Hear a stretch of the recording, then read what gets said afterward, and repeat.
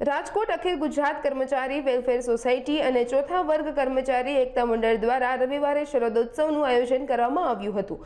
રાજકોટ મહાનગરપાલિકામાં ફરજ બજાવતા વર્ગ 1 થી 4 વર્ગના તમામ કર્મચારીઓ માટે રાસોત્સવમાં પરિવાર સાથે જોડાયા હતા। આ આયોજનમાં રાજકીય સામાજિક અગ્રણીઓ પણ ઉપસ્થિત રહ્યા હતા। રાસોત્સવમાં સારા ગરબા રમનારને મંડળના હોદ્દેદારો દ્વારા ઇનામ આપી પ્રોત્સાહિત કરવામાં આવ્યા હતા।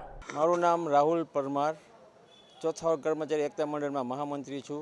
એકતા મંડળના પ્રમુખ કિશોરભાઈ ગમારા, પૂર્વ પ્રમુખ અમીનભાઈ નાગોરી, હાલના ઉપપ્રમુખ પ્રકાશભાઈ સોલંકી, આ બધાના સહયોગથી આજે અખિલ ગુજરાત કર્મચારી સોશિયલ વેલફેર સોસાયટી અને એકતા મંડળ દ્વારા રાજકોટ મહાનગરપાલિકાના કર્મચારી અને તેમના પરિવારજનો માટે વિનામૂલ્યે દાંડિયા રાસનું આયોજન કરવામાં આવેલ છે। આમાં 200 થી 250 આવે છે રમવાવાળા કર્મચારીના પરિવાર, કર્મચારીઓ અને કેટેગરી પ્રમાણે રમશે। બધાને ઇનામી કેટેગરી પ્રમાણે આપવામાં આવશે। ગેસ્ટમાં કમલેશભાઈ જોશીપુરા, પૂર્વ કુલપતિ સૌરાષ્ટ્ર યુનિવર્સિટીના, પછી પૂર્વ કેબિનેટ મિનિસ્ટર ઉમેશભાઈ રાજ્યગુરુ, કોંગ્રેસના શહેર પ્રમુખ રાજદીપસિંહ જાડેજા અત્યારે આવી ગયેલા છે, પછી વસરામભાઈ આવે છે, ઇન્દ્રનીલભાઈ, મેયર, ચેરમેન સિદ્ધાર્થભાઈ પરમાર, પૂર્વ ધારાસભ્ય, પછી માધવભાઈ દવે, કીર્તિભાઈ બુદ્દેવ, રઘુવાનસિંહ આગેવાન છે, પરેશભાઈ સિંગાડા આમ આદમી પાર્ટીના ઉપપ્રમુખ, આ બધા આવવાના છે।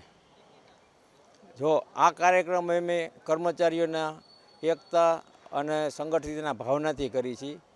આવો કાર્યક્રમ ખરેખર જો કોર્પોરેશનના સત્તાધીશો અને વહીવટ પાંખવાળાએ કરવો જોઈએ, તેની બદલીમાં અમારે કરવો પડે છે। એક થોડીક દુઃખની બાબત છે, કેમ કે કોર્પોરેશનના કર્મચારીઓને ક્યારેય કોઈ પણ જાતનું કોઈ સવલત મળતી નથી, કોઈ પણ જાતનું એમને કોઈ સુખ આપવામાં આવતું નથી। એટલે અમે કર્મચારીને મનોરંજન પૂરું પાડવાના હેતુથી આ કરી છીએ।